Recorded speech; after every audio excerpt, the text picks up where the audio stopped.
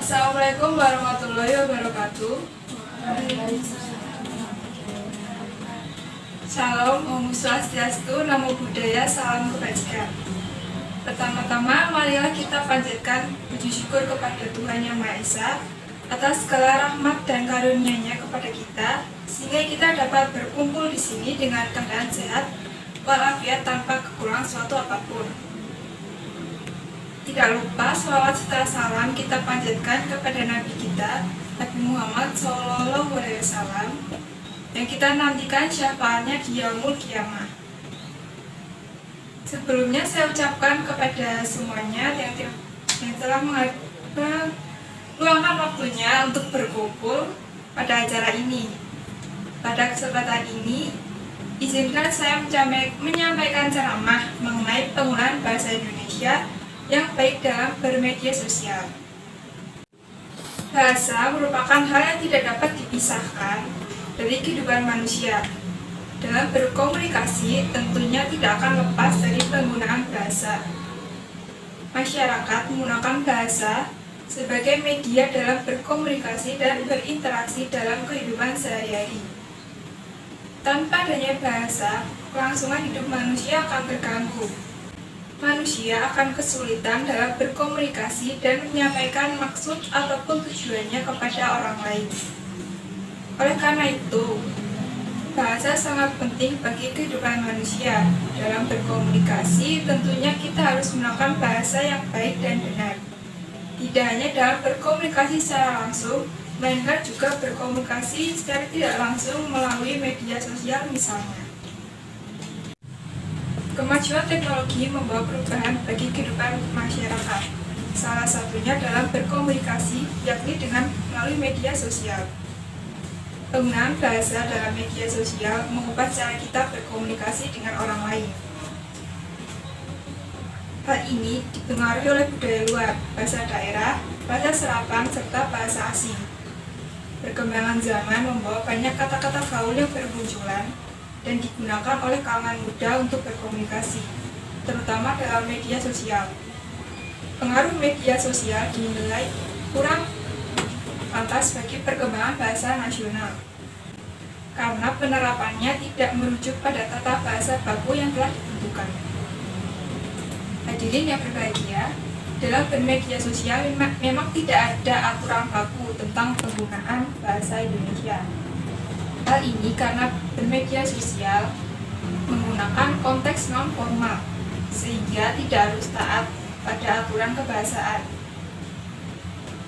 Terdapat banyak kosakata yang dipengaruhi bahasa asing yang digunakan masyarakat dalam bermedia sosial.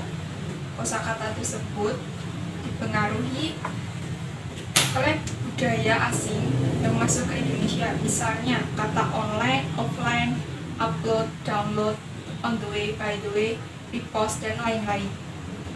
Selain kosakata dalam bahasa asing, juga ditemui istilah baru atau bahasa gaul, misalnya mager, gaje, kepo, woles, lebay, dan lain-lain. Penggunaan kosakata asing dan munculnya kosakata baru sering digunakan masyarakat baik dalam bermedia sosial maupun berinteraksi secara langsung, yang berdampak pada perkembangan bahasa Indonesia. Jika hal tersebut terus dibiarkan, maka eksistensi bahasa Indonesia akan semakin memudar. Dampak terburuknya, para generasi muda tidak tahu seperti apa bahasa Indonesia yang baik dan benar, karena mereka terbiasa menggunakan bahasa asing maupun bahasa gaul. Bahasa yang baik dan benar, yakni bahasa yang sesuai dengan tata bahasa dan kaidah kebahasaan yang berlaku. Namun bukan berarti kita tidak boleh menggunakan bahasa gaul atau bahasa asing dalam bermedia sosial ataupun berkomunikasi. Hanya saja sebagai masyarakat Indonesia, kita tidak boleh melupakan bahasa Indonesia. Kita dapat beralih menggunakan bahasa kita sendiri. Misalnya, daripada mengatakan upload, kita bisa mengatakan unggah, atau daripada mengatakan download, kita bisa mengatakan unduh. Penggunaan bahasa dalam media sosial menjadi kajian yang menarik dari perhatian bahasa di Indonesia bahkan dunia. Hal tersebut karena media sosial memberi pengaruh kurang baik terhadap perubahan bahasa nasional masing-masing karena penggunaannya yang tidak sesuai dengan tata bahasa baku yang telah ditentukan. Demikian halnya dengan penggunaan bahasa Indonesia pada media sosial masyarakat Indonesia, khususnya generasi milenial. Sebagai wujud cinta tanah air, berbahasa Indonesia dengan baik dan benar merupakan salah satu kewajiban yang harus ditetapkan.